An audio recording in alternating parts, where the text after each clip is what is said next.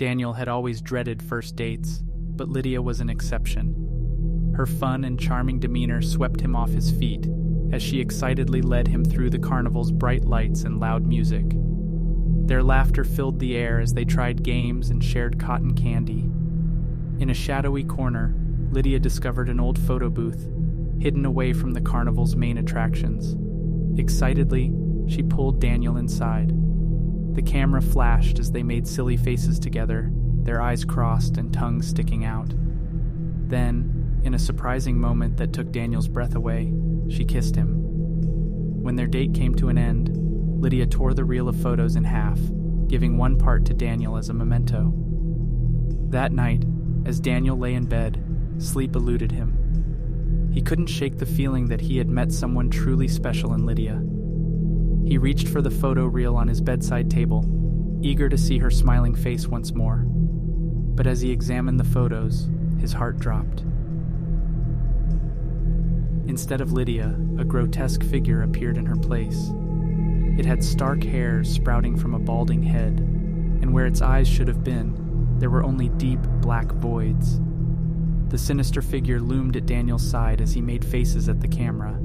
Its jagged teeth protruded from its lower jaw, mimicking the kiss Lydia had given him with its foul, putrid mouth. Horrified, Daniel stared at the photo, his hands shaking uncontrollably. He frantically searched for a book of matches on his bedside table, determined to destroy the abomination captured in the photos. With trembling fingers, he lit a match and held it to the pictures, watching as the monstrous memento was consumed by the flames, turning to nothing more than ash.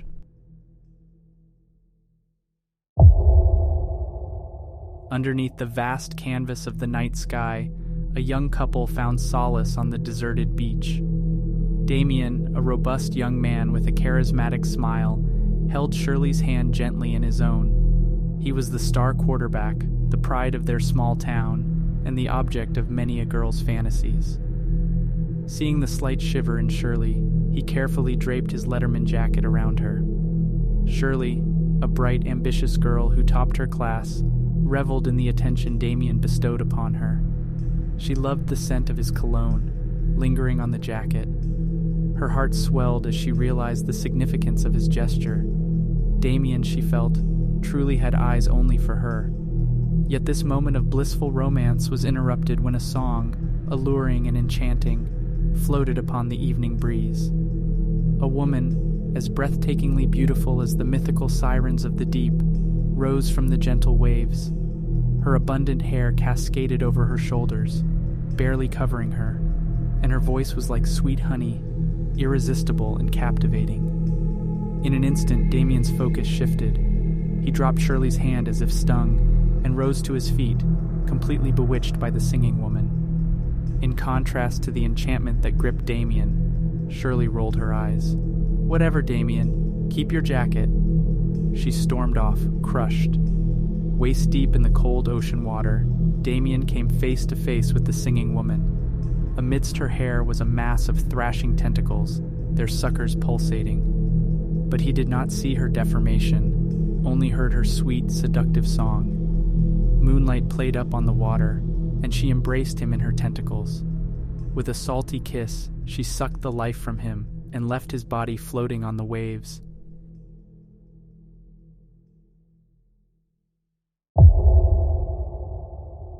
In the quiet little town where Marie lived, loneliness clung to her like a shadow. Her beloved fiancé had been dispatched to war, leaving her in a state of constant fear and worry. The nights seemed darker, the days grayer. As the days turned into weeks, her solitude became unbearable. In her desperation for a reprieve, she sought out the company of an old witch reputed to live on the fringe of their town. With a heavy heart, Marie opened up to the witch. "I yearn for my fiancé's presence. His safety keeps me awake at night," she confessed, her voice trembling with emotion. "I would willingly give anything, pay any price for him to return home unscathed." Upon hearing Marie's heartfelt plea, the witch's thin lips curled into a smile. "If you truly desire his safety, you must surrender your heart to me. Only then can I weave a powerful protection spell." Marie was perplexed. "But how can I possibly do that?" Without uttering a word, the witch extended her gnarled hand, presenting Marie with a small glass vial. "Drink this, my dear, down the hatch."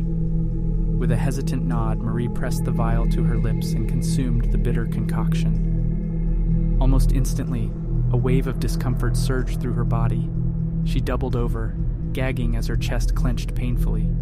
With a gut-wrenching heave, her heart sprang from her mouth, resembling a ripe, juicy plum. She held her pulsating heart in her hands and offered it to the witch.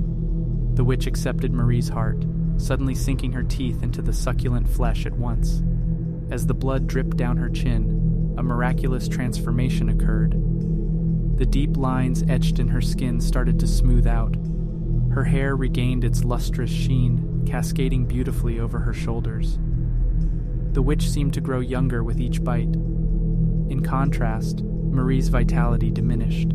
Her complexion turned ashen, her body crumpled, her strength sapped away. As the shadow of death closed in, the witch, revivified and youthful, towered over Marie, grinning sadistically. "Foolish girl," she sneered, "never offer your heart so freely. It will only be taken advantage of."